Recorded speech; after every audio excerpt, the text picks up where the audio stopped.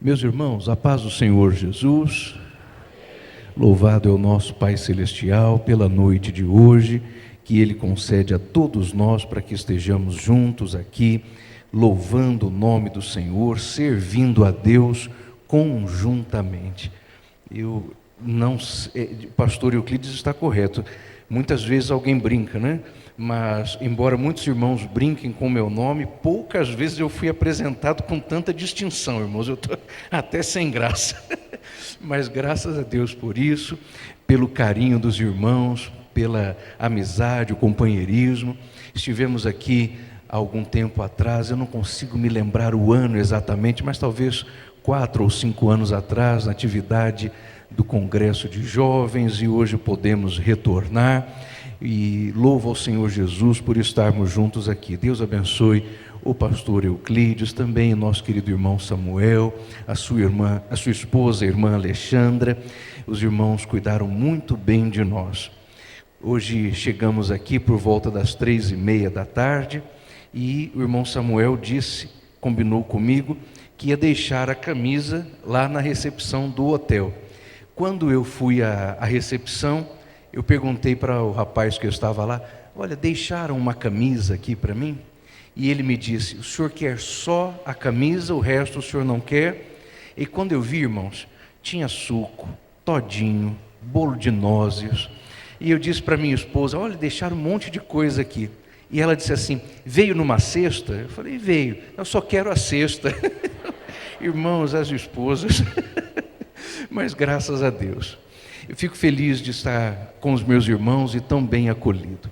Queridos irmãos, na noite de hoje e de amanhã, permitindo Deus, nós teremos a seguinte programação de estudos. Hoje, nós vamos tomar a figura do apóstolo Paulo como exemplo de evangelista e professor. Veremos como Paulo, enquanto evangelizava, ganhava almas para Cristo, também instruía e ensinava os obreiros. Muito especialmente, faremos isto observando o relacionamento entre Paulo e Timóteo. Na noite de amanhã, nós nos deteremos de maneira especial no texto bíblico que dá sustentação ao seminário do qual estamos participando. E lendo o texto e explicando-o, veremos as características do ensino a partir do púlpito de madeira sobre o qual estava Esdras e lia ele dali a palavra de Deus a todo o povo. Também na noite de amanhã, quando assim o fizermos, haveremos de tratar das 5 características que só a palavra de Deus tem. E ao assim fazermos, quero também partilhar com os irmãos algumas orientações, instruções a respeito de como bem usar a palavra de Deus, escolher a melhor versão da Bíblia para o estudo em sala de aula, de modo que temos bastante assunto e só daremos conta de poder explanar tudo isso se o Senhor Deus tiver misericórdia de nós. Dependemos do Senhor. Mas esta noite comecemos então estudando as características da escola bíblica dominical, que enquanto ensina, evangeliza, e enquanto evangeliza, ensina, e assim o faremos a partir da relação entre Timóteo e Paulo. Eu chamo a atenção dos meus irmãos para o texto bíblico que está no livro dos Atos dos Apóstolos, capítulo de número 16, a partir do versículo 1. Atos dos Apóstolos, capítulo 16, a partir do versículo 1. Por enquanto, tomaremos desse texto 3 versículos e depois haveremos de meditar em outras passagens importantes para o assunto de hoje. E chegou a Derbe e Listra, o apóstolo Paulo, e eis que estava ali certo discípulo por nome Timóteo, filho de uma judia que era crente, mas de pai grego, do qual davam bom testemunho os irmãos que estavam em Listra e em Icônio. Paulo quis que este fosse com ele e, tomando-o, circuncidou-o por causa dos judeus que estavam naquele lugar, porque todos sabiam que o seu pai era grego. Palavra do Senhor. Meus irmãos, antes de irmos à figura de Paulo e seu relacionamento com Timóteo, procuremos entender algumas coisas importantes. É um vocabulário básico para os temas que temos diante de nós, especialmente duas palavras para as quais quero chamar a atenção dos irmãos: educar e formar. Quando nós colocamos os nossos filhos na escola, pensamos sempre em dar a eles a melhor educação possível.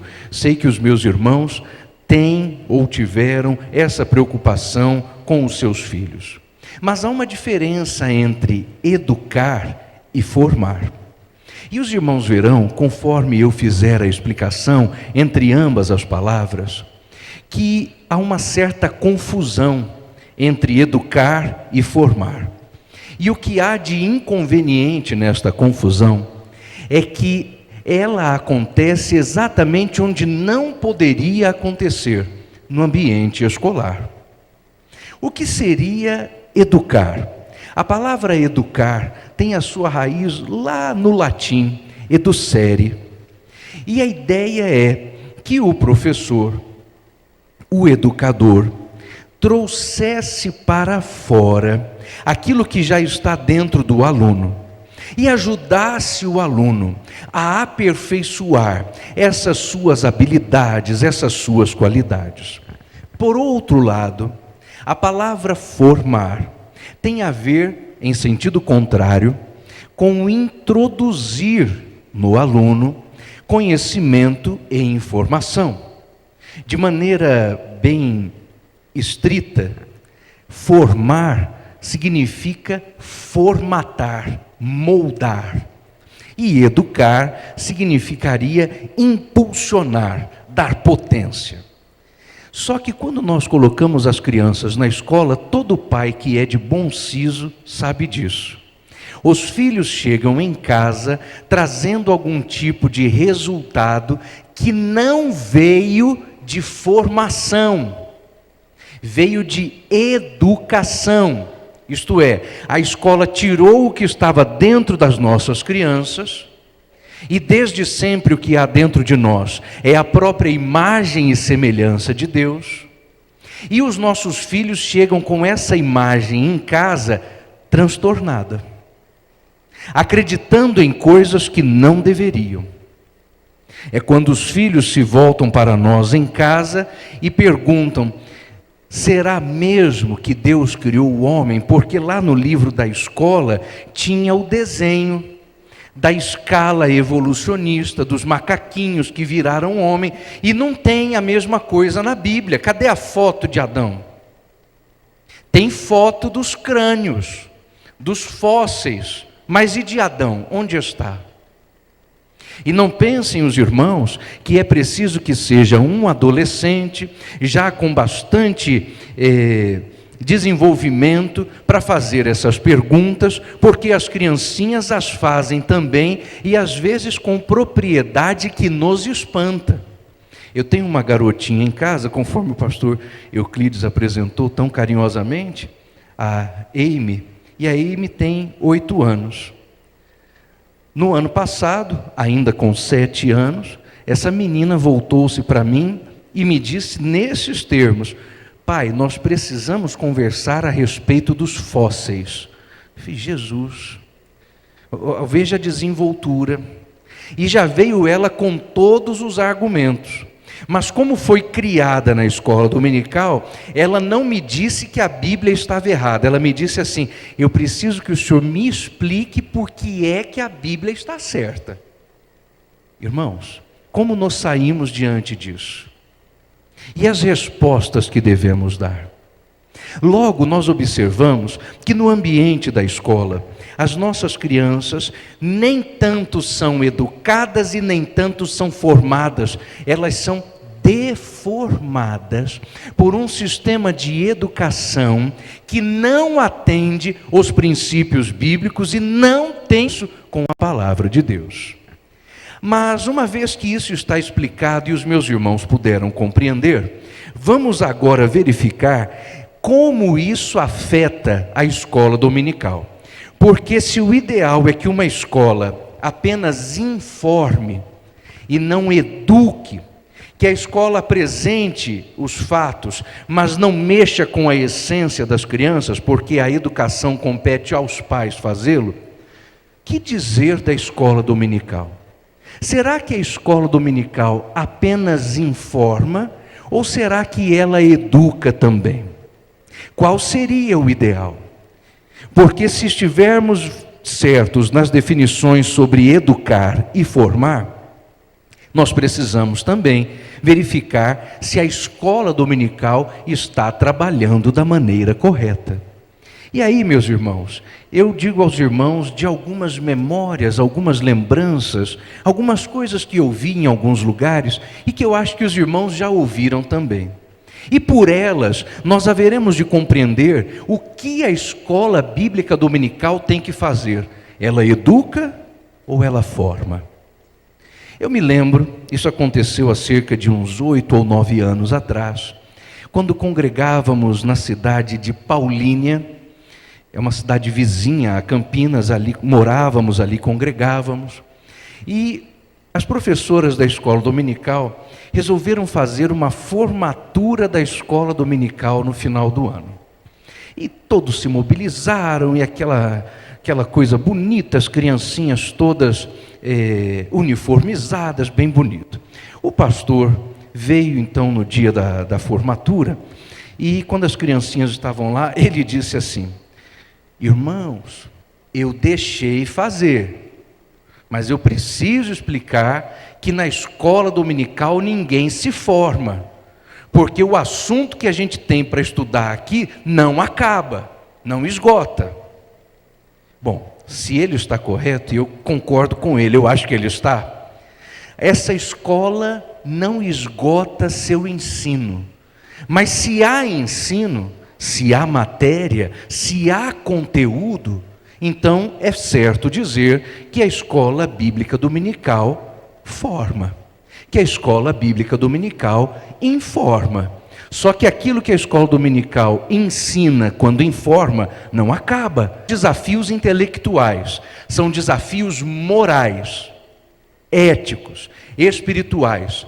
Puderam se lembrar das coisas que lhes haviam sido ensinadas na escola dominical pelos professores, muito especialmente pelas professoras das criancinhas. E esses irmãos, nos vários testemunhos que ouvi, sempre diziam: naquele dia eu fiz a escolha moral correta, porque me lembrei do que a minha professora de escola dominical me tinha ensinado quando eu era pequeno.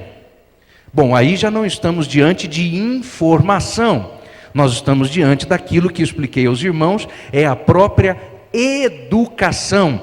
Tira-se aquilo que está dentro, e isto é transformado a partir da palavra de Deus. Bom, diante desses testemunhos, e eu concordo também com eles, tal qual concordo com o pastor que disse que na escola dominical não tem formatura, eu devo chegar à conclusão que a escola dominical faz as duas coisas. Ao mesmo tempo que educa, forma. Ao mesmo tempo que educa, informa. Ao mesmo tempo que trabalha nosso ego, nossos sentimentos, nossas convicções, também o faz dando a nós conhecimento factual, conhecimento de assuntos, conhecimento de matéria. Então nós, os professores de escola dominical, embora não possamos substituir os pais das criancinhas, dos adolescentes, dos jovens, embora a escola dominical não possa substituir o culto doméstico em casa, tem ela a propriedade divina de, ao mesmo tempo em que educa, informa. Veja, os irmãos, o grande desafio espiritual que está diante de nós. Postas estas coisas, eu quero trazer hoje aqui, para que fale conosco e conte de suas experiências, o apóstolo Paulo. Porque Paulo, enquanto esteve com Timóteo, agiu para com ele das duas maneiras: educava-o, mas informava-o também. Ao mesmo tempo em que fazia com que Timóteo vencesse o espírito de timidez e abraçasse a ousadia que estava no espírito que Deus lhe concedia, preparava Timóteo para certos embates espirituais.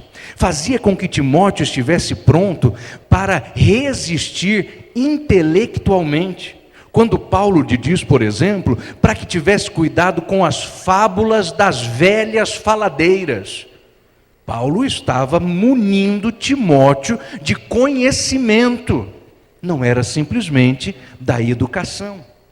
Postas estas coisas, vamos então ouvir o apóstolo Paulo falar. Se Paulo estivesse hoje aqui, certamente nos contaria de seu encontro entre ele próprio e Timóteo. Esse encontro aconteceu na segunda viagem missionária do apóstolo Paulo. A primeira viagem, nós todos sabemos bem, é aquela em que o Espírito diz para que se apartasse a Barnabé e a Saulo para uma obra especial. Ambos saem, fazem a primeira viagem missionária juntos. Nessa viagem há entre eles um desentendimento severo por causa de certo jovem chamado João Marcos, aparentado de Barnabé, porque João Marcos em certo momento da viagem intimidou-se, quis voltar para casa. Eu não digo que ele estivesse nem errado e nem certo, era um moço novo ainda, mas ao menos os motivos pelos quais João Marcos quis voltar não são difíceis de compreender. O apóstolo Paulo e Barnabé tinham que passar por uma região que não era atraente, no sul da Galácia, uma região pantanosa, uma região que oferecia muitos riscos de doenças transmitidas por insetos, e o moço ficou preocupado de passar por ali. Além disso, embora viajar pelo Império Romano fosse algo razoavelmente seguro, não era de todo um passeio. No Império Romano já havia naquela época o turismo, inclusive o turismo religioso. Basta que os irmãos leiam o capítulo 2 do livro dos Atos dos Apóstolos para constatarem isso. Diz as Escrituras, no capítulo 2 de Atos, que estavam ali presentes no dia de Pentecostes varões de todas as nações que estavam sob o céu. E isso era viagem por motivo religioso. Então viajar era comum, era razoavelmente fácil, mas não era exatamente um passeio. E João Marcos quis voltar.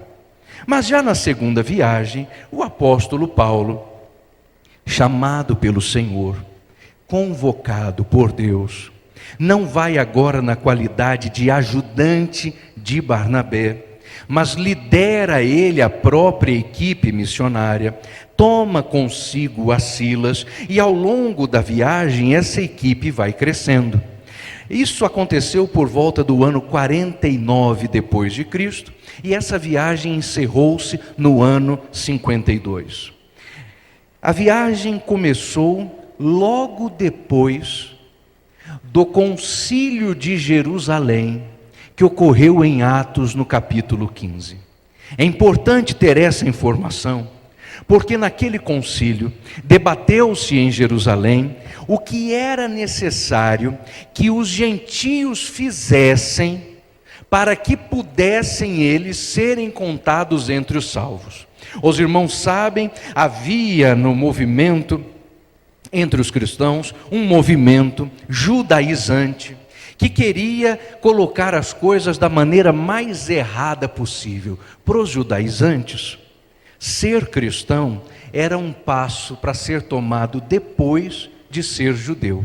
Então, quem quisesse ser cristão precisava primeiro circuncidar-se, cumprir certas obrigações rituais da lei, para depois vir tornar-se cristão.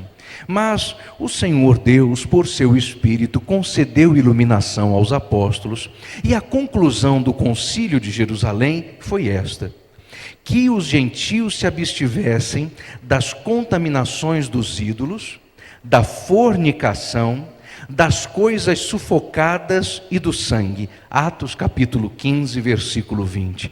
Paulo agora saía a campo para ganhar para Cristo os judeus, mas especialmente os gentios, com estofo doutrinário. Ele já sabia que podia pregar com liberdade. Nessa viagem, há mais uma informação importante.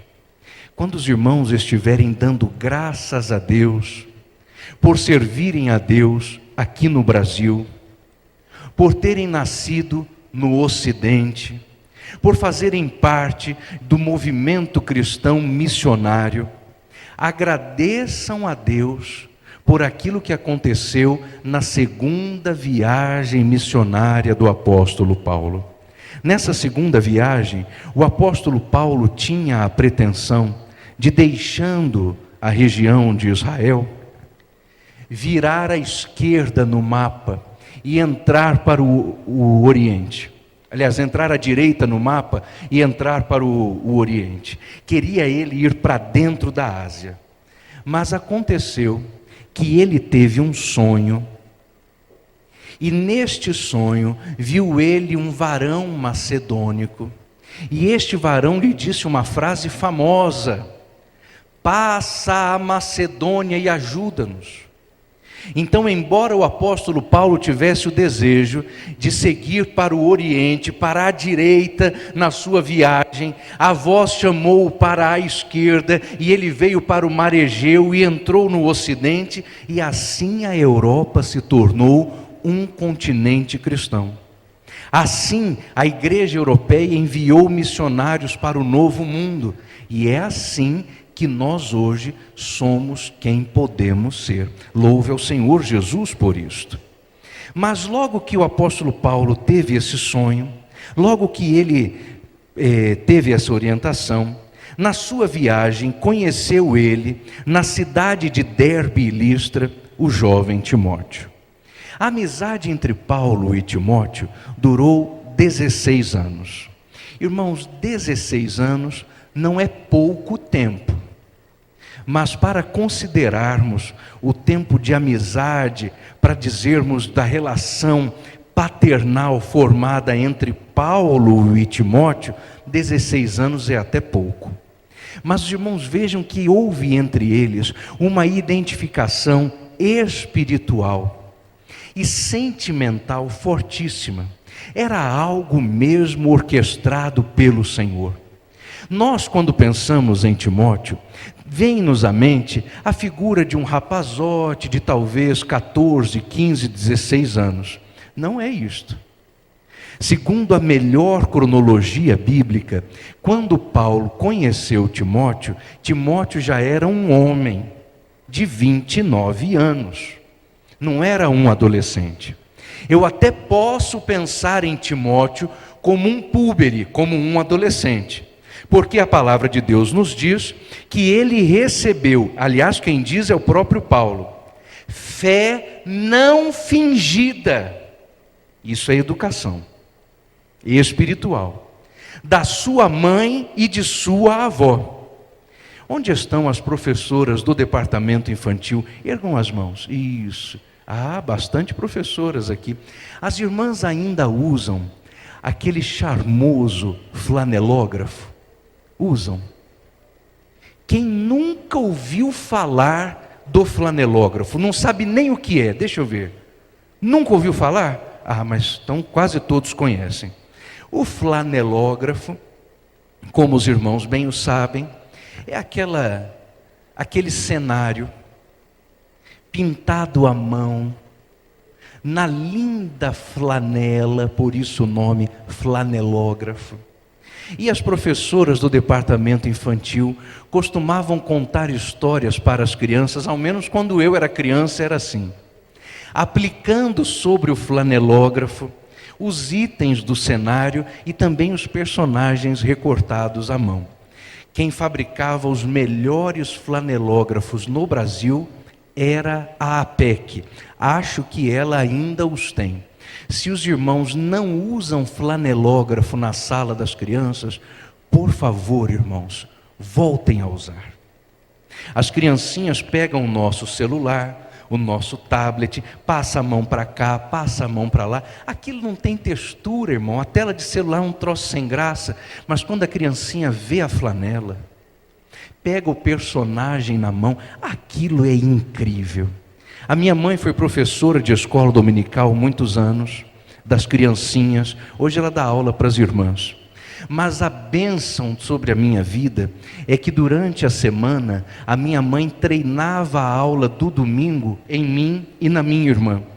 Então, quando terminava o almoço, depois que chegávamos da escola de manhã, nós logo nos assentávamos no quarto da minha mãe. Era uma casa muito pequenininha onde nós morávamos. Meu pai estava trabalhando, ficávamos os três em casa sozinhos durante o dia, e a minha mãe contava para nós a historinha do domingo.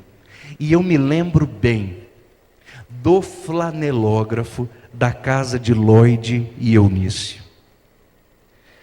Se tinha uma escada de verdade na casa delas, eu não sei, mas para mim tem. Se me perguntar, tem. Porque no flanelógrafo tinha. E o jovem Timóteo era um menino de talvez 15 anos, no flanelógrafo da APEC, aplicado sentadinho sobre a escada. E logo a minha mãe colocava lá a figura de sua vovó e de sua mãe. A mãe segurando um rolo, que certamente era um livro da lei, e a avó segurando um jarro, porque talvez ela estivesse envolvida em alguma atividade doméstica. E elas comunicavam a Timóteo a fé não fingida. Irmãos, aquela imagem nunca mais saiu da minha mente. Eu posso vê-la agora enquanto falo com os irmãos. E no meio daquela história, em algum momento, aparecia o apóstolo Paulo. Da primeira vez em que Paulo apareceu, eu não gostei muito, porque o desenho lá do flanelógrafo mostrava o apóstolo Paulo com uma túnica vermelha. A túnica era bonita, mas Paulo era feio. No flanelógrafo ele era careca e bem narigudo. Eu não sei se Paulo foi assim, mas para mim agora ele é. Então, quando eu chegar no céu, quando eu for procurar por Paulo, eu vou procurar por um narigudo careca, irmãos. Lá eu vou saber se é ou não. Mas percebam como as coisas nos ficam gravadas no coração quando somos crianças, não é? Quando Paulo encontrou Timóteo, por causa daquele flanelógrafo, sempre pensei, Timóteo era um moço, um menino, um adolescente. Não, já era um homem. Tanto é que sem resistência, sem manifestação contrária do pai, ou da mãe, ou da avó, Paulo tomou Timóteo e levou-o consigo. Agora observem bem, meus irmãos, que quando Paulo chega a Derbe e Listra, a palavra de Deus nos diz, estava ali certo discípulo de nome Timóteo, e todos davam bom testemunho dele. O que significa que esse moço já tinha passado por um processo de educação dentro de casa. Esse rapaz já tinha sido transformado à luz da palavra pela ação de sua avó e de sua mãe. E eu sei que nós, os professores, bem compreendemos que tudo quanto podemos fazer na escola dominical é poderosíssimo por causa da palavra de Deus. Mas há certas coisas que na escola dominical nós não podemos fazer com os filhos que não são nossos, não é? Não podemos puxar-lhes as orelhas, não podemos dar-lhes broncas muito exacerbadas, porque não são os nossos filhos. Então, por isso disse aos irmãos, a escola dominical educa sim, mas ela nem pode substituir, por exemplo, o culto doméstico, que é obrigação dos senhores pais e mães. Mas quando Paulo chega lá, encontra já um homem bem educado. E um homem formado. Porque Timóteo não tinha só bom comportamento. Timóteo tinha sim boa instrução. Tanto é que uma das palavras de incentivo que Paulo dá a ele é o seguinte: ninguém te despreze pela tua mocidade, antes, sê um exemplo aos fiéis, no trato, na palavra, na pureza, no amor e por aí vai. Mas se a palavra está aí, é porque Timóteo já tinha conhecimento bíblico também, recebido em seu lar. Paulo então toma aquele moço e começa a prepará-lo. O apóstolo Paulo, irmãos, se torna, e aí está o primeiro ponto para nós, os professores, hoje, no que diz respeito a educar enquanto evangelizamos e evangelizar enquanto educamos. Paulo se torna para Timóteo um padrão para ser imitado. Vamos fazer a leitura do texto que está na segunda carta de Paulo a Timóteo, capítulo 3, versículo 10.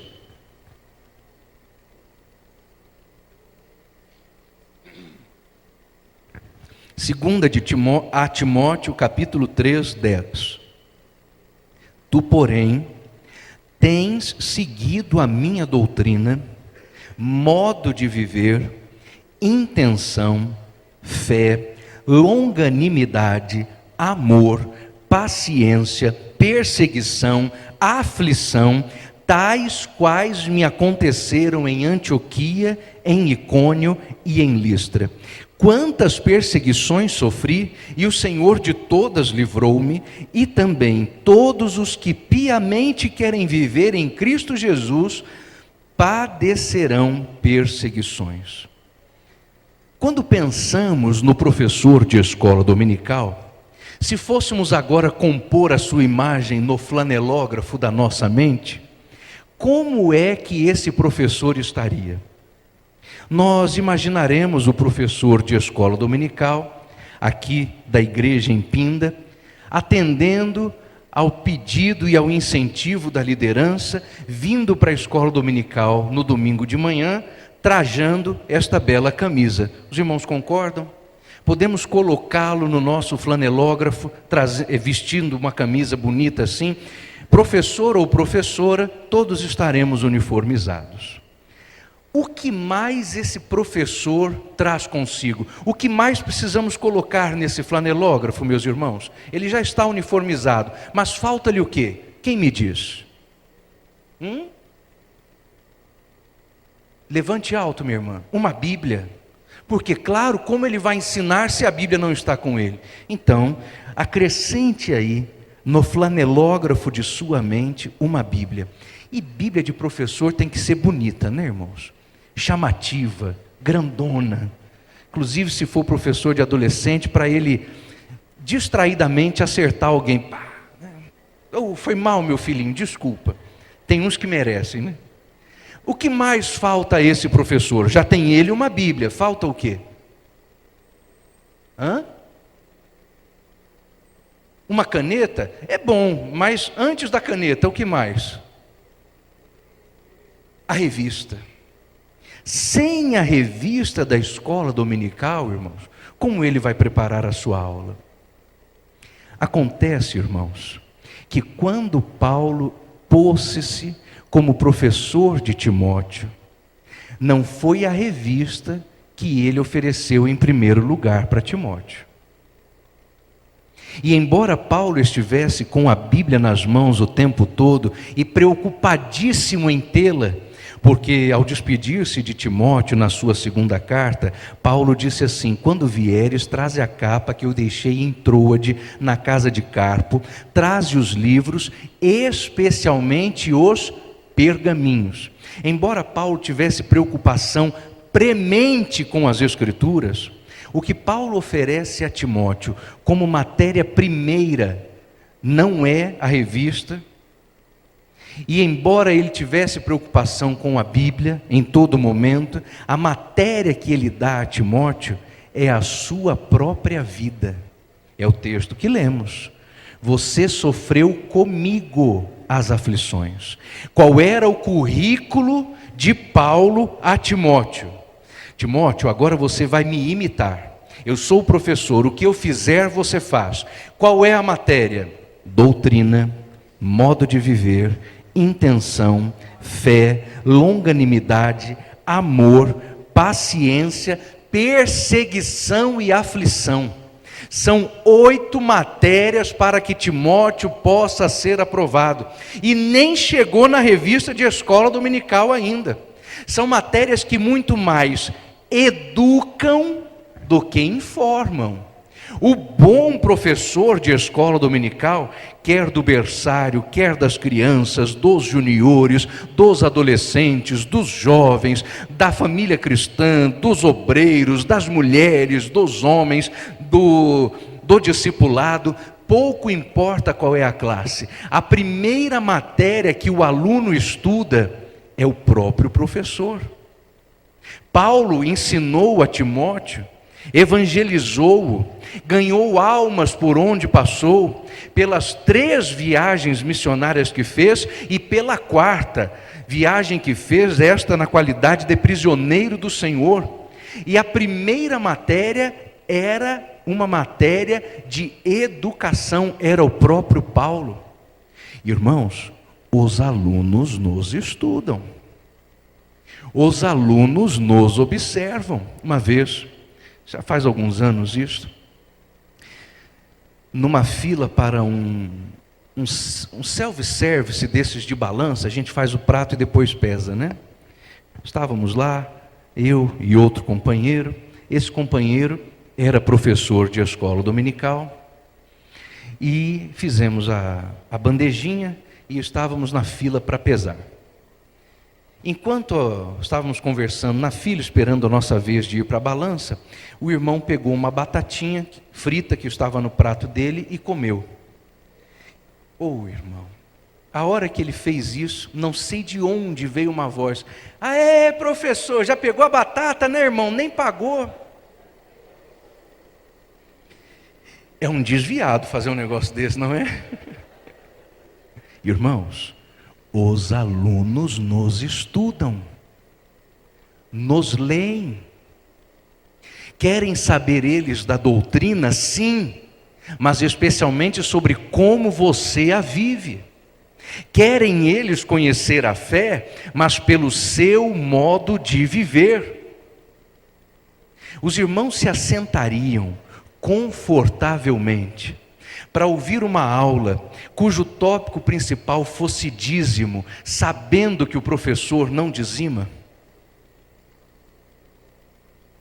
Assentar-se-iam para um trimestre inteiro sobre família cristã, sabendo que o professor de vez em quando sai no tapa com a esposa?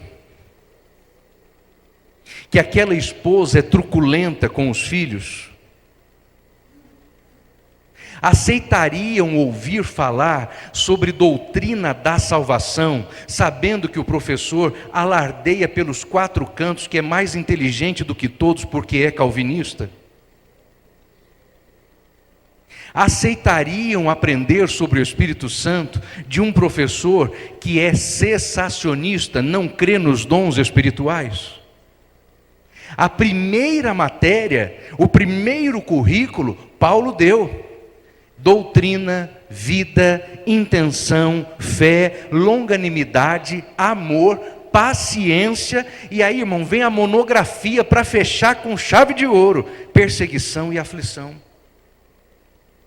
Se bem que a nós, talvez ainda não seja permitido dizer que a maioria de todos nós nem foi experimentada em perseguição e aflição, mas aguenta que o dia está chegando. Está. Logo, a primeira tarefa do professor independe da revista de escola dominical. Depende do seu relacionamento com o Senhor Jesus Cristo. Depende do seu estado de salvação. Depende da sua comunhão com Deus. Queridos irmãos, caminhando à conclusão deste primeiro tópico e também ao encerramento do primeiro momento de aula que temos, eu devo concluir que a escola bíblica dominical educa, forma e molda o caráter dos melhores cristãos. Há uma história famosíssima E ela é verdadeira, não é folclórica. Ocorrida nos Estados Unidos no final da década de 50. Em algum momento, as cortes americanas resolveram rever determinados processos e condenações judiciais. E descobriram que muitos condenados estavam presos injustamente.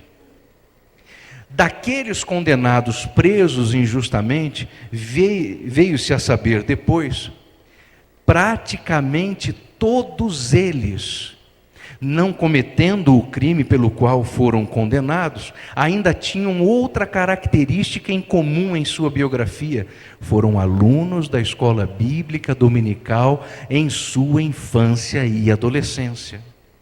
A escola bíblica dominical, de fato, molda as nossas vidas, transforma-nos.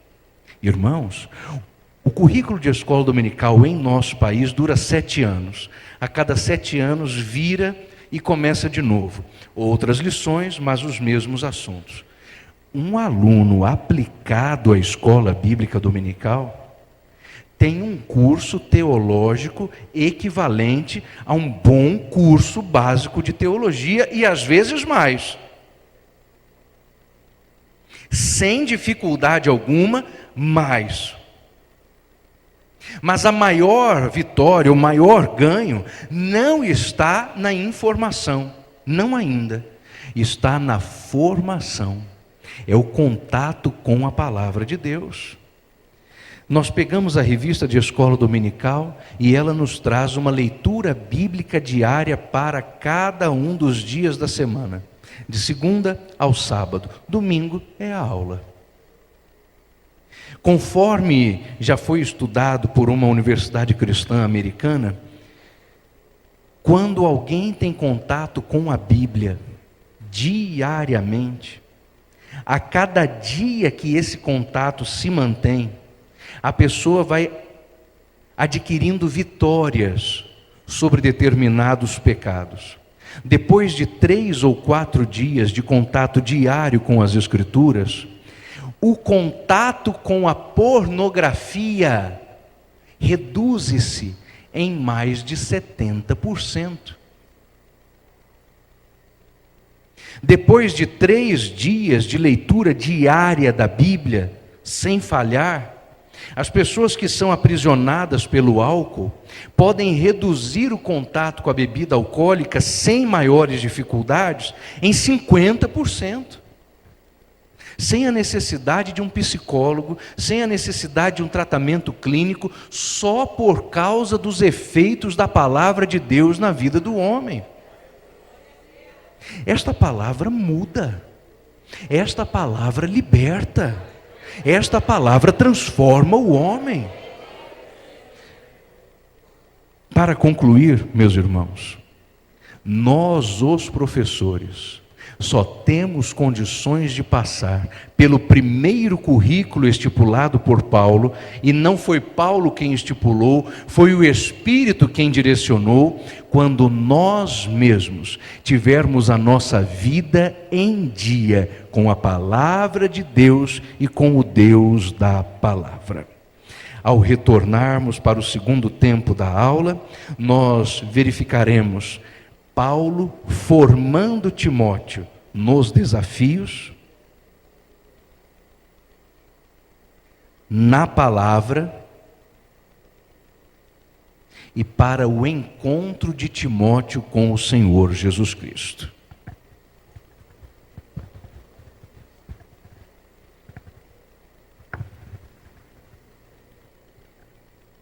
Meus queridos irmãos, podem assentar-se.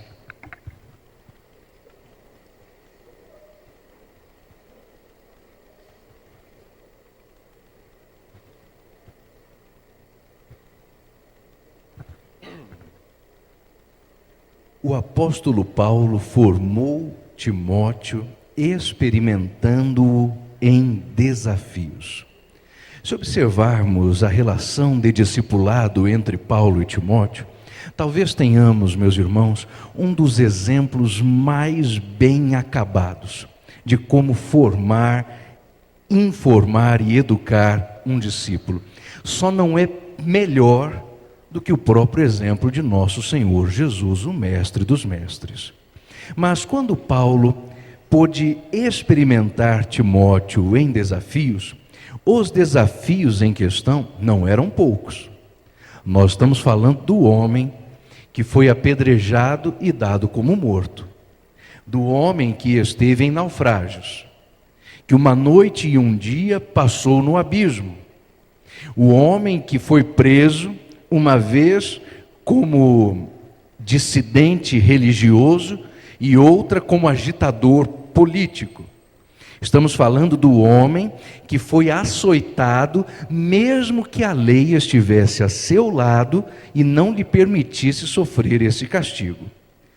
Em muitas das suas provações, o apóstolo Paulo, sofrendo as dores, sofrendo a perseguição, designou Timóteo e outros de seus ajudantes para que pudessem dar continuidade ao trabalho, enquanto o próprio Paulo ficava à mercê das dificuldades.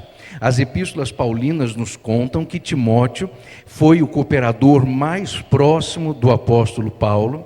Paulo recomendou-o à igreja de Tessalônica, à igreja de Corinto, à igreja de Filipe, à igreja de Colossos. Paulo estava tão preocupado, por exemplo, com o bem-estar da igreja em Tessalônica, que não podendo ir para lá, enviou Timóteo e recomendou que os irmãos afetuosamente recebessem Timóteo como quem recebesse o próprio apóstolo.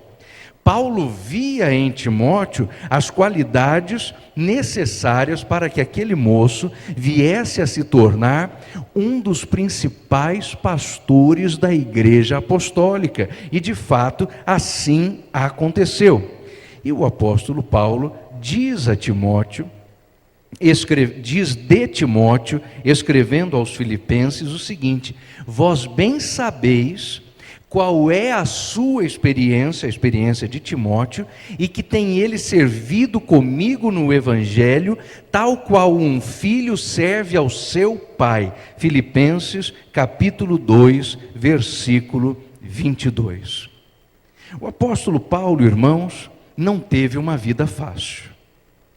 Estivesse ele aqui, pudéssemos ouvi-lo, talvez nós nos encantássemos com aquilo que ele tem a nos dizer, mas haveríamos de ficar perplexos com a sua figura. Talvez, quem sabe, esta noite, nós até possamos completar um quadro mental a respeito do estado físico do apóstolo Paulo, mas não ainda. Por agora nos resta saber que ele já não é mais, depois de encontrar-se com Timóteo, o homem forte que aos 28 anos de idade estava afiançando o apedrejamento e o assassinato de Estevão. Paulo já não é, depois que encontra-se com Timóteo, aquele jovem aos pés de quem as capas dos algozes de Estevão foram lançadas. O apóstolo Paulo, quando encontra-se com Timóteo, já estava com pelo menos 18 anos de fé, de ministério, de viagens e de vida cristã. Este sofrimento fez-me lembrar de algo que deve servir a todos nós de testemunho. Eu tive uma experiência em minha vida que poucos irmãos nas Assembleias de Deus do Brasil puderam ter. Talvez pudesse eu contar nos dedos das mãos os crentes que viram o que eu vi e que com alegria comunicarei aos irmãos.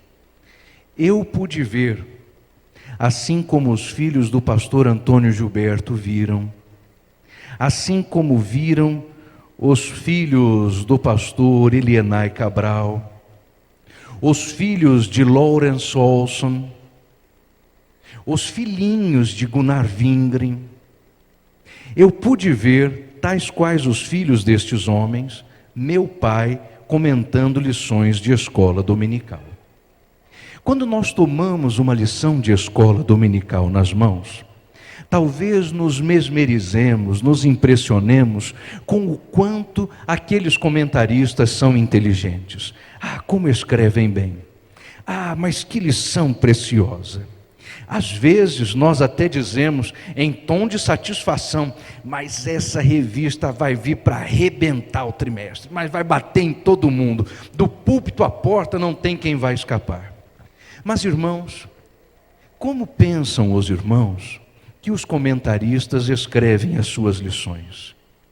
Se nós imaginamos que o comentarista se senta ao computador, ou em tempos antigos à máquina de escrever, ou até antes disso, com as folhas e o tinteiro na mão, e pensa, como eu vou hoje bater, como vou hoje exortar, como vou eu hoje causar espécie na escola dominical, se pensamos assim, estamos bem enganados. Todas as vezes que meu pai comentou uma lição de escola dominical, e louvado seja Deus, não foram poucas as vezes, acontecia com ele de uma forma muito interessante. Ele sentia em seu coração que ia ser chamado para escrever a revista. E passava 3, 4 meses trabalhando arduamente na revista. Todos os dias, quando chegava em casa do trabalho, depois de banhar-se, jantar, fazer o culto doméstico com todos nós em casa, e fazíamos o culto doméstico, ele conduzia o culto doméstico em casa, todos os dias, sem falhar. Assentava-se primeiro numa máquina de escrever, depois em um computador. O primeiro computador que meu pai teve era usado, bem surradinho, tinha sido de propriedade, veja só, do missionário R.R. Soares, aquele do Show da Fé, né? E escrevia lição de escola dominical nesse computador. Sentava-se ali por volta das 8h30, 9 horas da noite, e escrevia até às 10h30, até que não tinha mais condições físicas, porque no dia seguinte precisava trabalhar. E logo das primeiras vezes, eu ainda era pequeno, né? Eu devia ter cerca de 11 ou 12 anos quando ele comentou a primeira revista. Eu disse, mas quando que o senhor foi convidado para fazer? O senhor não falou nada? E ele disse, não, eu não fui. Mas orando eu senti de Deus que serei. Quando ele nos dizia, terminei a 13ª lição. 2 ou 3 dias depois, chegava em casa e dizia, um comentarista atrasou a revista e eu fui chamado a fazer apressadamente a próxima lição, mas ela já está pronta. Irmãos, eu perdi a conta de quantas vezes vi isso acontecer. Mas não há glamour em tudo isso, porque o momento em que Deus lhe dizia para que escrevesse, era quando ele estava fora do púlpito, longe dos olhares curiosos ou atentos, sem terno, sem gravata, de pijamas, em casa, orando de madrugada. Era no momento de devoção íntima e pessoal com Deus. Embora toda a nossa família seja daqui do estado de São Paulo, nós nos mudamos para o Rio de Janeiro quando eu era pequeno, eu tinha 4 anos de idade.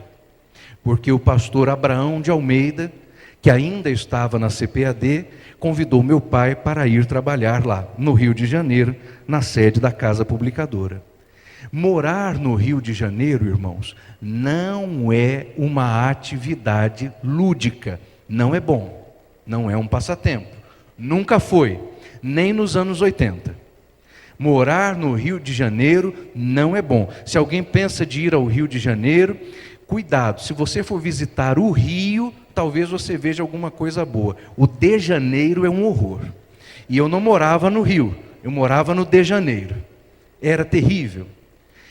E morando lá, houve um certo período, talvez durante 9 ou 10 anos, nós moramos no Rio de Janeiro, em um bairro vizinho à CPAD, na zona oeste do Rio. O bairro chama-se Vila Kennedy, Quem já ouviu falar da Vila Kennedy, ouviu falar nos noticiários policiais, não foi na página de turismo. A Vila Kennedy foi transformada em um território de traficantes, e por muitas vezes, chegando da faculdade à noite, eu passava pela esquina da minha casa e um dos bandidos que lá estava dizia: olha, só estamos esperando você, vamos embora. Eu punha o pé dentro de casa e, como diz o carioca, o pipoco começava. Na nossa rua morava um bom presbítero, um homem de muito amor, chamado Genaro. E o irmão Genaro sabia que eu fazia faculdade à noite. E o irmão Genaro não saía do portão de casa até que de sua casa ele não me visse entrar na minha. Ficava orando para Deus me guardar. Muitas lições de escola bíblica dominical, meu pai escreveu nessa casa enquanto o tiroteio acontecia na rua na frente do nosso lar. De manhã, quando saíamos de casa, podíamos ver as marcas dos tiros da noite anterior na parede do vizinho da direita, na parede do vizinho da esquerda, mas a nossa casa nunca foi atingida. Foi lá, os irmãos que são crentes há mais tempo e alunos da escola dominical há mais tempo, talvez lembrem-se disso, que ele escreveu a revista de comentário do profeta Malaquias. Uma revista que causou tantas dificuldades para ele, porque a revista nada mais fazia do que expor a palavra de Deus. Irmãos, Malaquias pega pesado, bate nas ovelhas e nos pastores, e ele foi chamado a uma reunião de um conselho de convenção, porque alguns pastores estavam insatisfeitos, perguntando: olha, mas essa revista está jogando a igreja contra os pastores. Não é a revista, é a palavra de Deus. Mas levantou-se lá certo pastor, encanecido, um decano, cabelos brancos, e depois que muitos reclamaram da revista e outros pediram a cabeça do pobre pastor Claudio Honor, esse obreiro bem idoso foi ao microfone, cumprimentou a todos com a paz do Senhor e disse assim: se algum pastor está insatisfeito com essa revista, é porque deve estar em pecado. Acabou a reclamação. O que Paulo aprendeu, e nós aprendemos em casa vendo meu pai, é que as aflições se levantam contra quem ensina. As aflições se levantam contra quem profetiza em sala de aula, contra quem, ao falar da palavra de Deus, prega a palavra de Deus do Gênesis ao Apocalipse, sem escolher textos. Nós não fazemos exposição seletiva da Bíblia, nós fazemos pregação expositiva da palavra, o que significa que o que está na Bíblia tem que ser pregado, doa quem doer. E não é a voz do professor, não é a voz do comentarista, não é a voz do pastor, não é a voz dos obreiros, é a voz do Senhor que ecoa em sua palavra. O apóstolo Paulo ensinou a Timóteo: você será experimentado nas aflições, prepare-se, porque as perseguições, irmãos, não eram só dos romanos, não, elas eram dos judeus e eram dos cristãos. O apóstolo Paulo escreve aos Gálatas: admiro-me, ó Gálatas, que tenhais passado tão depressa do evangelho de nosso Senhor para outro, que não é evangelho. Aos mesmos Gálatas ele diz: e depois de haver pregado por 12 anos, voltei eu a Jerusalém para ter com os apóstolos e ter certeza de que não corria em vão. E aos mesmos Gálatas ele diz que com relação aos judaizantes, resisti-lhes e não sujeitei-me a eles sequer por um momento. A nós, os professores, os ensinadores, nós que temos função profética na igreja, não temos outro compromisso senão com a palavra do Senhor. Mas prepare-se, porque haverá as aflições. E não se trata, irmão, de síndrome de perseguição, mania de perseguição. Tem gente que tem, não é disso que estamos falando. Nós estamos falando das aflições que se levantam quando a igreja do Senhor prega a palavra deste mesmo Senhor. O apóstolo Paulo informou Timóteo na palavra.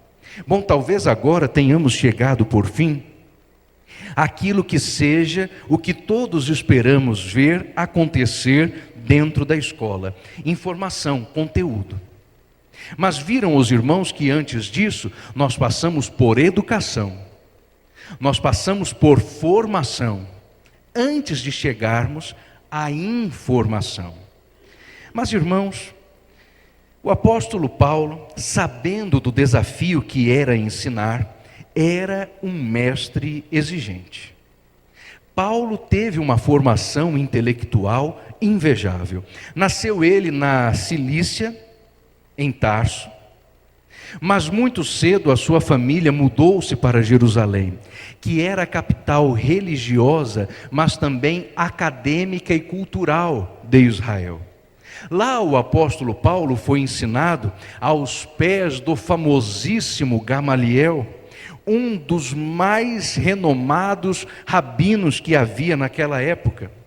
Alguém de pedigree, alguém de genética na área do ensino, porque Gamaliel era neto do também rabino Hilel, o sábio ancião, um mestre em Israel. Aos 28 anos de idade, quando Saulo, ainda Saulo, estava incentivando, mandando a morte de Estevão, Paulo já tinha naquela idade condição de dizer que era mais fariseu do que os fariseus. Era profundo conhecedor do Antigo Testamento. E queridos irmãos, não duvidem do que lhes vou dizer, porque é como o próprio Cristo refere-se a Paulo.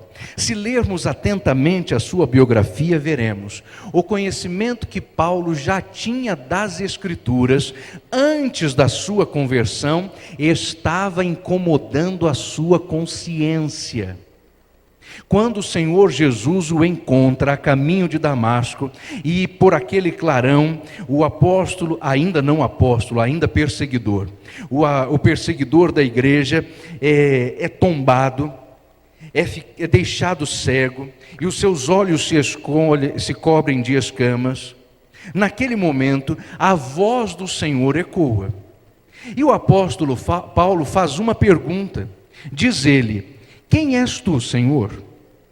Mas o Senhor, a palavra Senhor, com a qual Paulo refere-se a Cristo, não é o mesmo Senhor com que os irmãos ou eu, educadamente, nos referimos aos nossos pais ou aos nossos pastores. A palavra que Paulo usa é a palavra que em grego os judeus destinavam somente a Deus. É o famoso Kyrios. Paulo já diz ao Senhor: quem és tu, Deus?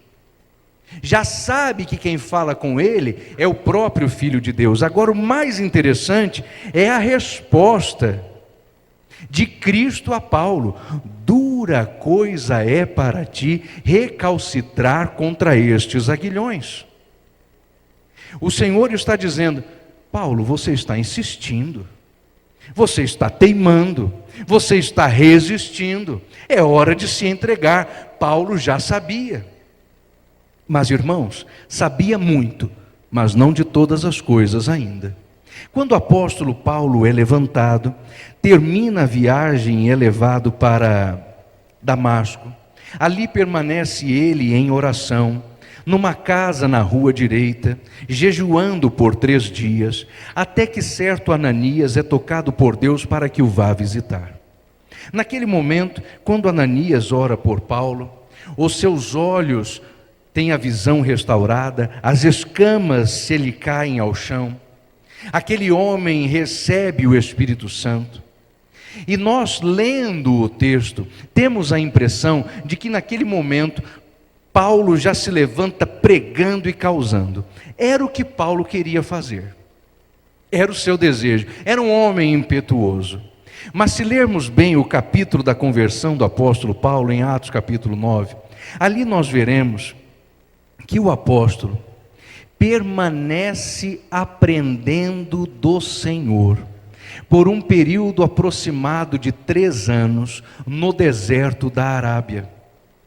Não é forçoso dizer, na verdade é curioso e interessante, que Cristo tenha dedicado a Paulo igual treinamento de 3 anos como dedicou aos outros apóstolos. Após estes 3 anos, o apóstolo Paulo segue para a Judeia e ali começa ele a querer pregar, porque imaginava que já estava bastante pronto, afinal de contas, 3 anos aprendendo do Senhor. De fato, aprendeu muito, tanto é que quando escreve aos Coríntios, texto que lemos na Santa Ceia todos os meses, diz ele: porque eu recebi do Senhor o que também vos ensinei. Mas ainda não estava pronto. O apóstolo Paulo é separado para o ministério, mas depois de 3 anos na Arábia, não está pronto ainda para ser o homem que conhecemos, embora quisesse já antecipar a tudo. E chegando na Judeia, provoca ele confusão, antes com os cristãos, aí agora com os cristãos e com os judeus. E a igreja da Judeia toma Paulo pela mão e o manda embora. E esse homem volta para sua casa em Tarso, na Cilícia. E a palavra de Deus nos diz que quando Paulo sai, enfim houve paz na igreja. Agora os irmãos imaginem que tristeza para ele, que imaginava que podia já naquele momento iniciar o seu ministério. Paulo começa a sua atividade quando da primeira viagem missionária, reabilitado diante da igreja por Barnabé. Mas já são aí contados 13 anos desde a sua conversão. E o que Paulo fez? Mais estudou, mais aprendeu, mais pesquisou, mais orou, mais conhecimento e informação tinha. Este mesmo tipo de formação transmite ele a Timóteo. Na primeira carta de Paulo a Timóteo, no capítulo 4, versículo 7, ele diz: mas rejeita as fábulas profanas e das velhas, e exercita-te a ti mesmo na piedade. No mesmo capítulo, 1 a Timóteo 4, 16, tem cuidado de ti mesmo e da doutrina, persevera nestas coisas, porque assim fazendo, te salvarás tanto a ti, quanto aos que te ouvem. Primeira carta de Paulo a Timóteo, capítulo 6, versículo 3 a seguir. Se alguém ensina alguma outra doutrina, se não se conforma com as sãs palavras de nosso Senhor Jesus Cristo, e com a doutrina que é segundo a piedade, este é soberbo, nada sabe, delira acerca de questões, contendas, palavras, das quais nascem invejas, porfias, blasfêmias, ruins suspeitas, perversas contendas de homens, corruptos de entendimento, privados da verdade, cuidando que a piedade seja causa de ganho. Aparta-te dos tais. Os irmãos observem, portanto, que Timóteo é um homem agora instruído na palavra. A sua formação é na palavra. E isso para nós, irmãos, os professores, é muito sério. Quero contar algo aos irmãos. Está conosco aqui o nosso coordenador do núcleo da ETAD. Quantos alunos da ETAD estão presentes hoje aqui? Deixe-me ver. Oh, Deus abençoe os irmãos. Muito bem, desse lado também. Que bênção, Deus abençoe. Certa vez, irmãos, lá na sede da ETAD, durante uma aula presencial, um aluno levantou-se e disse para mim: ah, professor, eu não gosto não de ler os livros do pastor Antônio Gilberto. Eu fiquei assustado, porque é o pastor Antônio Gilberto, né, irmãos? E eu disse: por que, meu filho? Ah, a Bíblia é demais, não cita nenhum autor, só cita a Bíblia. Irmãos, eu precisei limpar os ouvidos para ter certeza de que eu estava escutando mesmo. Para aquele moço, um professor de seminário, um autor de livro teológico, um professor de escola dominical, que use só a Bíblia, está em demérito, está devendo alguma coisa. Mas esse tipo de pensamento não é só daquele rapaz, não. Ele é, conforme nós acabamos de ler Paulo dizendo, um homem tolo, alguém de ruim suspeita, corrupto de entendimento. Mas isso está se espalhando de uma forma febril, endêmica na nossa igreja. Nós, lá na ETAD, temos o curso de formação teológica, e este curso é bíblico. Os manuais da ETAD tornaram-se um patrimônio para as Assembleias de Deus, porque são livros bíblicos, ensinam a Bíblia, referências bíblicas do começo ao fim. Há assunto melhor do que a palavra de Deus? Mas certa vez alguém me parou numa convenção que estávamos visitando e me disse: olha, pastor, já chegou a hora de trocar os manuais da ETAD, colocar uns livros mais modernos, porque a teologia mudou. Eu disse: mas meu irmão, não estou sabendo que a teologia mudou, a Bíblia é a mesma. Não estou entendendo. Mas irmãos, este é o pensamento. Eu direi algo aos irmãos que talvez a todos nós esta noite desça difícil pela garganta. Mas os maiores promotores de liberalismo teológico no Brasil somos nós, os assembleianos. Nós é que temos corrido atrás dos escritores que não são bíblico-dependentes. Nós é que tomamos os livros antigos da CPAD nas mãos e lemos e dizemos assim: ué, não tem referência bibliográfica? Que autor ele consultou para dizer isso? Estes autores aos quais me refiro e que formaram os irmãos e a mim na nossa juventude, na nossa infância talvez, quando escreviam só a partir das Escrituras. Eu não estou pregando anti-intelectualismo. Eu não estou dizendo aos irmãos que chegando em casa, queimem a sua biblioteca. Não, por favor, não façam isso. Leiam tanto quanto puderem. O que Paulo disse a Timóteo: traga-me os livros, mas especialmente os pergaminhos. Então ele tinha uma biblioteca que não era a Bíblia. Ele lia. Ele citou filósofos, citou textos gregos comuns à época em que viveu.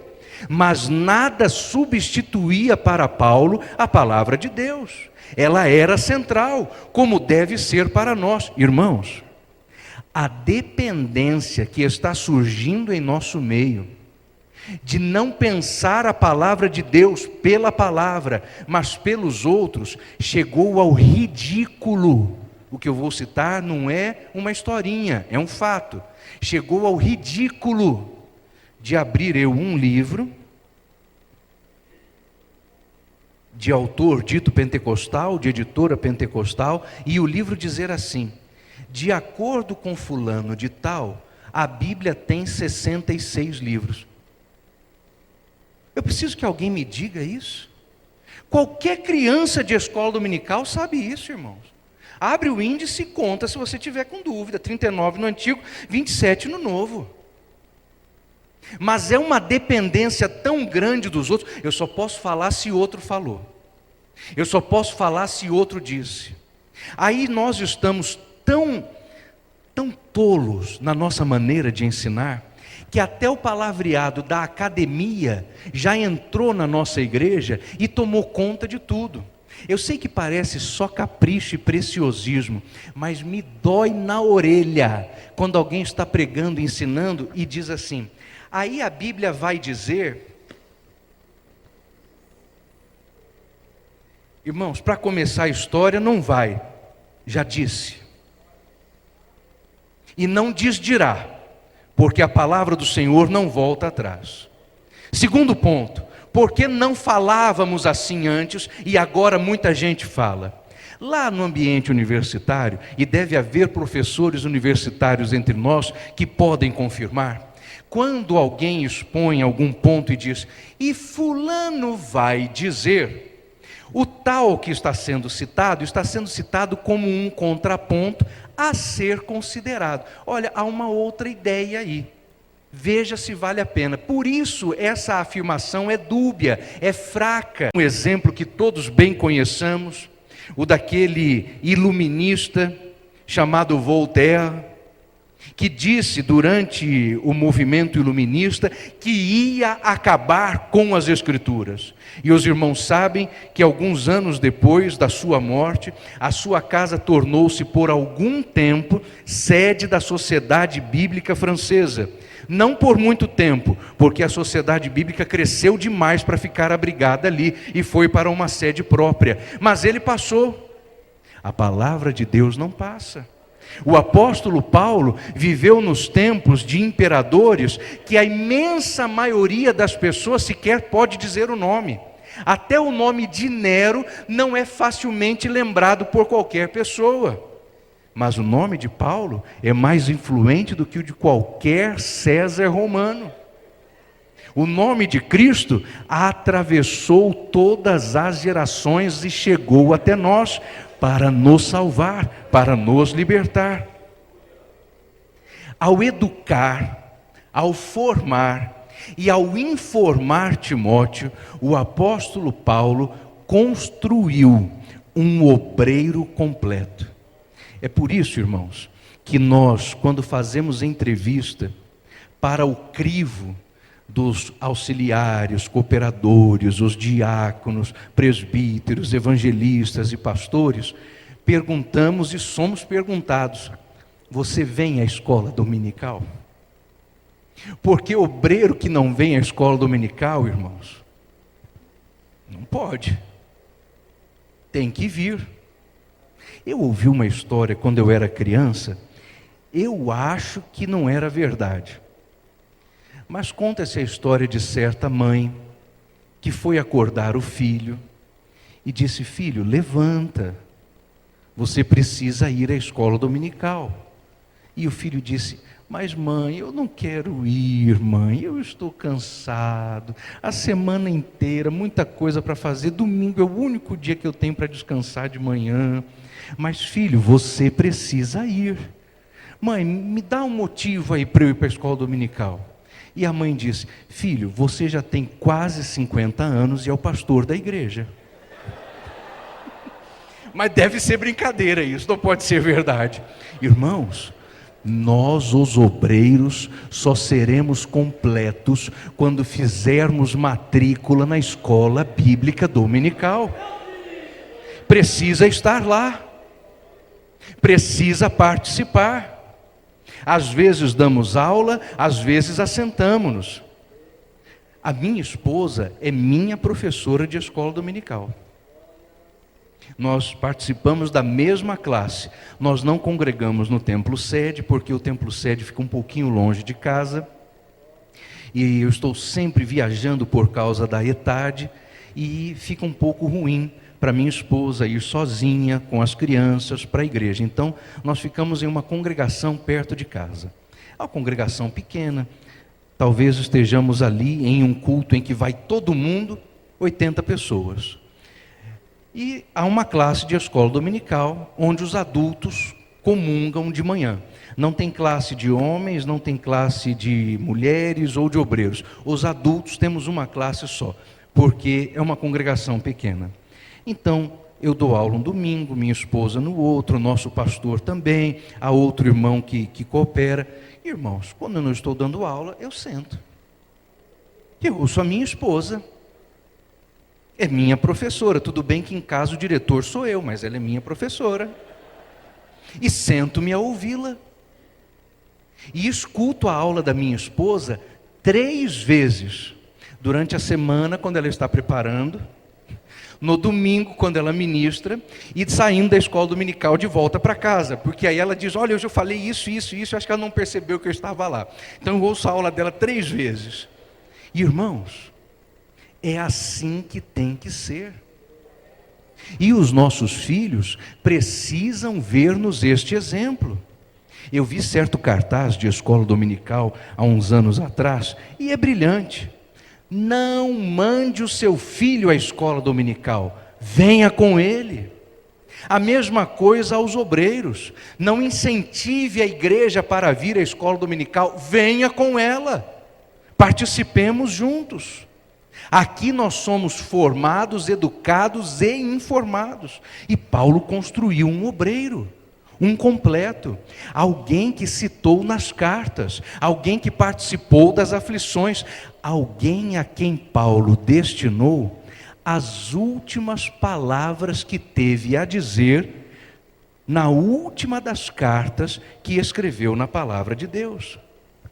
O apóstolo Paulo escreveu nas Escrituras Sagradas 14 epístolas. Tem gente que diz que são 13. Eu digo que são 14 porque Paulo escreveu a carta aos Hebreus. A última das cartas que Paulo escreveu não foi à igreja de Tessalônica, não foi a problemática igreja de Corinto. A última carta que Paulo escreveu não foi aos rebeldes hebreus que não aceitavam Cristo como Filho de Deus. Sua última carta não foi aos alegres efésios tão amorosos. A sua última carta não foi aos generosos filipenses e nem aos preocupados tessalonicenses. A última carta que Paulo escreveu foi a Timóteo. E talvez agora seja o momento de vermos o estado deste professor. Quando Paulo escreveu sua última carta, ele não estava em um navio em trânsito. Não estava fugindo de um naufrágio. Ele não estava em Jerusalém, onde quis estar logo no começo do seu ministério, e nem do deserto da Arábia. O apóstolo Paulo estava onde havia desejado estar muitas vezes, mas não tinha tido chance. Estava ele em Roma. Mas não encontraremos o apóstolo Paulo entre os crentes romanos. Ele quis estar com eles, mas não pôde. Até escreveu-lhes dizendo: eu quis muito ir ter convosco e comunicar-lhes algum dom do Espírito, mas não teve esta chance. Paulo agora não está em uma congregação, ele está em uma masmorra, está em uma prisão. Está ele dentro de um quarto escuro, úmido, abafado, sem ventilação e sem iluminação, na terrível prisão marmetina. A prisão marmetina em Roma era dedicada aos prisioneiros, aos quais o Império Romano dedicava o condão, a propriedade de tumultuar o império. Estavam presos na prisão marmetina centuriões, pretorianos, cônsules, estavam presos ali senadores, membros da casa comum, gente que o imperador pensava: este, se quiser, pode derrubar-me. Veja que Paulo agora é um prisioneiro não religioso, mas político. No momento em que encontrarmos o apóstolo Paulo despedindo-se de Timóteo, ele está ali porque Roma já ardeu durante 7 dias e 7 noites com o fogo que Nero tocou naquela cidade no ano 54. Naquele momento, Nero viu a cidade arder em chamas, e do alto de outra torre famosa que havia em Roma, chamada Torre de Mecenas, diz a história que este homem tocava uma lira e compunha versos enquanto a cidade ardia. Dizia ele que assim alcançaria o ápice da experiência literária e musical. Quando a cidade revoltou-se, porque Roma não era pequena, tinha 1 milhão de habitantes, Nero então jogou a culpa nos cristãos e especialmente lançou-a sobre Paulo, o principal dos líderes dos cristãos. Paulo rapidamente foi preso, encarcerado, e agora, depois de ter passado já por um julgamento, aguardava o segundo. É neste momento que o livro dos Atos termina, em Atos capítulo 28. E dali em diante, senão pela história, não sabemos qual é o destino que teve Paulo. Mas a história diz que este homem foi julgado, condenado como servo do Senhor e foi decapitado, que era a morte limpa que os romanos davam aos seus cidadãos. Antes de subir ao patíbulo e enfrentar o algoz, o apóstolo Paulo, amparado por Lucas, o médico amado, é assim que Lucas é chamado por Paulo na carta aos Tessalonicenses. O apóstolo Paulo dita a Lucas a sua despedida. Talvez não pudesse ele mais escrever, porque quando passou pela Galácia, contou o próprio apóstolo Paulo que estava tão enfermo dos olhos que os gálatas, no amor que tinham por ele, se pudessem, arrancariam dos próprios olhos para dar a Paulo. Paulo agora já não podia com tanta facilidade enxergar no escuro, e as luzes que se lhe davam eram opacas, trêmulas, alguma lamparina bem fraquinha. Mas naquele lugar, o apóstolo Paulo começa a ditar a Lucas uma carta de despedida, ao obreiro que ele formou, ao pastor que ele educou, ao aluno que ele informou, ao apologeta que ele construiu. E deve ter dito a Lucas: escreve com atenção, porque é para Timóteo, mas é tudo palavra de Deus. Paulo, naquele momento, certamente já tinha as costas cansadas. Não é mais o homem capaz de enfrentar naufrágios. Foi surrado 3 vezes em praça pública. Já não é mais aquele que tinha aos seus pés as capas dos algozes, nem a sua ele tinha mais. O pouco conforto que tinha era lhe dado pela providência divina, que deu-lhe por companheiro um médico grego. E ali, já surrado pelos anos, o apóstolo Paulo começa a dizer a Timóteo ao despedir-se: conjuro-te, pois, diante de Deus e de Jesus Cristo, que há de julgar os vivos e os mortos, na sua vinda e no seu reino, que pregues a palavra. Instes a tempo e fora de tempo, redarguas, corrijas e ensine com toda longanimidade, porque vem o tempo em que não sofrerão mais a sã doutrina, mas tendo comichão nos ouvidos, amontoarão para si doutores segundo as suas concupiscências, voltando os ouvidos às fábulas. Tu, porém, sê sóbrio em todas as coisas, sofre as aflições, faz a obra de um evangelista e cumpre o teu ministério, porque quanto a mim, estou sendo já oferecido em sacrifício e libação, e o tempo da minha partida está próximo. Mas combati o bom combate, acabei a carreira, guardei a fé, e desde agora a coroa da justiça me está reservada, a qual me dará naquele dia Deus, o justo juiz, e não somente a mim, mas a todos quantos amam a sua vinda. Procura vir ter comigo depressa, porque Demas, amando o presente século, desamparou-me e foi-se para Tessalônica. Crescente foi para a Dalmácia, Tito para a Galácia, só Lucas está comigo. Também enviei Tíquico para Éfeso. Quando vierdes, traze a João Marcos, porque agora me é muito útil para o ministério. Traze também a minha capa, que eu deixei em Troade na casa de Carpo. Traz os livros, especialmente os pergaminhos. Alexandre, o latoeiro, causou-me muitos males, que o Senhor o pague pelas suas obras. Tu, porém, aparta-te dele, porque resistiu muito fortemente às nossas palavras. Na minha primeira defesa, ninguém foi assistir-me, antes todos me desampararam, mas o Senhor fortaleceu-me, e por seu intermédio eu preguei a todos os gentios e fiquei livre da boca do leão, e o mesmo Deus de paz me guardará de toda sorte de má obra, para o seu reino, a quem seja glória para sempre, amém. E ao terminar, Paulo diz a Timóteo a despedida que melhor se pode dar a um servo do Senhor: que o Senhor Jesus Cristo seja com o teu espírito, paz e amém. E que Deus em Cristo nos abençoe. Aleluia.